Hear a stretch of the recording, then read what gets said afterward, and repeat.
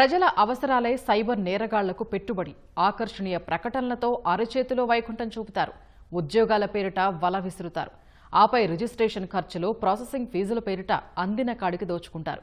ఎక్కువ జీతానికి ఆశపడి కొందరు, ఆకాశంలో విహరించాలన్న ఆరాటంతో ఇంకొందరు ఈ సైబర్ నేరగాళ్ల ఉచ్చుకు చిక్కుతున్నారు. నకిలీ వెబ్సైట్లతో అమాయకుల్ని మోసగాళ్లు నిండా ముంచుతున్నారు.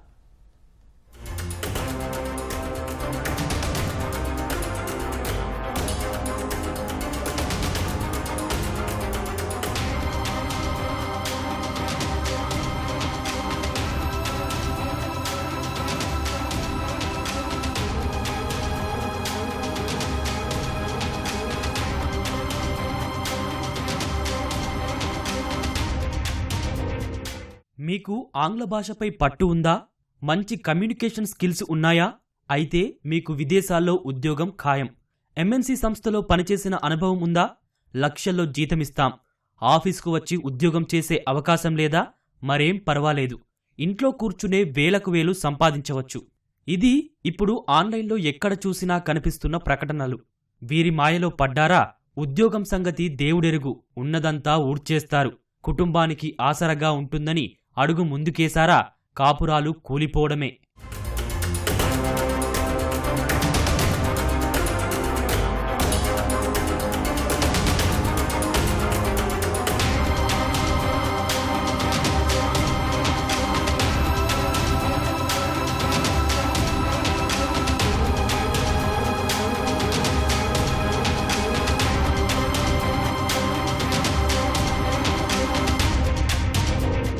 విజయవాడకు చెందిన ఓ మహిళ ఇన్స్టాగ్రామ్లో ఓ అదిరిపోయే ప్రకటన చూసింది. ఇంట్లోనే ఉండి వేలాది రూపాయల జీతం సంపాదించవచ్చని ఆశపడింది.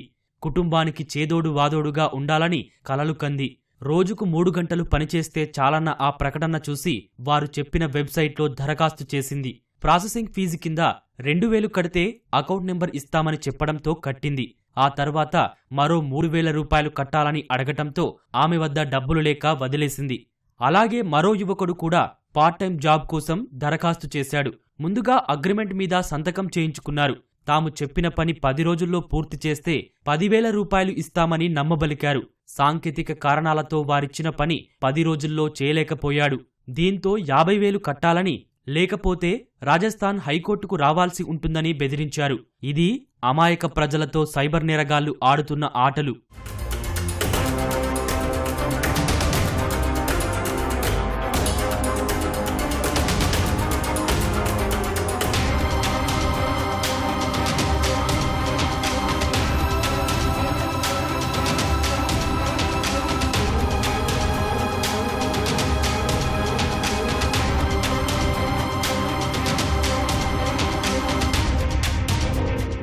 ఇన్స్టాగ్రామ్లో 10 రూపాయలు కట్టండి, అసలు మీకు టెంట్ లేదు, అవసరం లేదు, మీకు జాబ్ వస్తుంది, ఇంట్లోనే కూర్చొని చేసుకోవచ్చు, మీరు ఎక్కడికి వెళ్ళ అవసరం లేదని అనుకుంటారు. ఓకే, మీకు జాబ్ కన్ఫర్మ్ అయిపోయింది, మీరు నెల శాలరీ తీసుకోవచ్చు, వచ్చే నెల నుంచి మీకు అమౌంట్ క్రెడిట్ అయిపోతాయి, 2000 కట్టండి అని అంటారు. ఎందుకు ఏంటి అని మనం క్వశ్చన్ చేస్తే అప్లికేషన్ పర్పస్ అని చెప్తారు. సరే 2000 కదా, 10,000 వస్తున్నాయి, 2000 పోతే పోయిందని మనం అక్కడ ఇక్కడ అప్పులు చేసి మరీ కడతాం. అది వచ్చిన తర్వాత వాళ్ళు చూస్తేనేమో 2000 లేదు, ఈ 2000 కట్టాలంటే ఇంకో 3000 పే చేయండి, మొత్తం 500 మీ అకౌంట్లో 5,000 మీ అకౌంట్లో వేస్తాము, నెక్స్ట్ మంత్ నుంచి మీకు శాలరీ వచ్చేస్తుంది అని అనుకుంటాం. కానీ ఇలా మనమేదో సపోర్ట్ చేయాలని అనుకుంటాం, కానీ మనమే ఫ్యామిలీలో రిస్క్ పెట్టేసి వాళ్ళని ఇబ్బంది పెట్టి ఇచ్చేస్తూ ఉంటాం. దయచేసి ఆ ఇన్స్టాగ్రామ్లో ఇవన్నీ ఫేక్. మనకి జాబ్ ఆఫర్ అనేది హౌస్ వైఫ్ కాను ఇంట్లో కూర్చుంటేనే రాదు. ఒక అగ్రిమెంట్ చేసుకోవాలి అంటే టోటల్గా మనం అంతా చదువుకొని ఆ తర్వాత సిగ్నేచర్ పెడతాం. కానీ ఆ Indeed.comలో మనం అగ్రిమెంట్ చేసుకోవాలి అంటే, డౌన్లోడ్ చేసుకోవాలంటే మన సిగ్నేచర్ అడిగింది. ఫస్ట్ సైన్ చేసేసాను. సైన్ చేసిన తర్వాత డౌన్లోడ్ చేసుకున్నాను. 50 రెజ్యూమ్స్ అనేవి కంప్లీట్ చేయాలి వితిన్ 10 days. సో నేను కంప్లీట్ చేయలేకపోతే నాకు ఒక కాల్ వచ్చిందండి, మీరు పని చేయలేదు కాబట్టి మీరు 50,000 రూపాయలు మీరు నాకు కట్టాలి, మేము అకౌంట్ పంపిస్తాము, ఆ అకౌంట్కి కట్టాలన్నారు. విదేశాల్లో ఉద్యోగాలు, షేర్ మార్కెట్లో పెట్టుబడులు, క్రిప్టో కరెన్సీ లాభాలు అంటూ మరికొందరు యువకులను సైబర్ నేరగాళ్లు బురిడి కొట్టించారు. ఫారెన్ వెళ్ళాలి అని చెప్పేసి కోరికగా ఉండేది.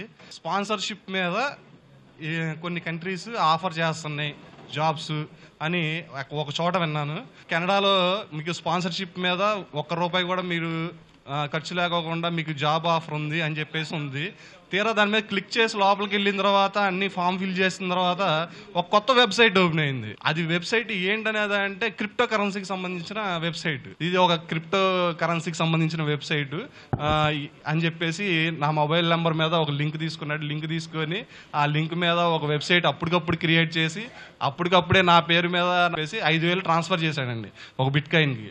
Original crypto currency trust wallet అని చెప్పేసి అందులో ఒకటి ఉంది.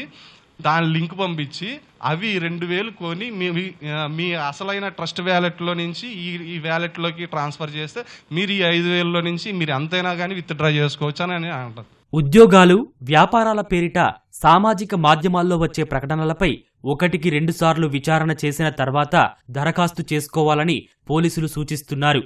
ముఖ్యంగా సోషల్ మీడియాలో వచ్చే ప్రకటనలను అసలు నమ్మొద్దంటున్నారు. రిజిస్ట్రేషన్ ఫీజులు, ప్రాసెసింగ్ రుసుములు అసలు కట్టొద్దని హెచ్చరిస్తున్నారు.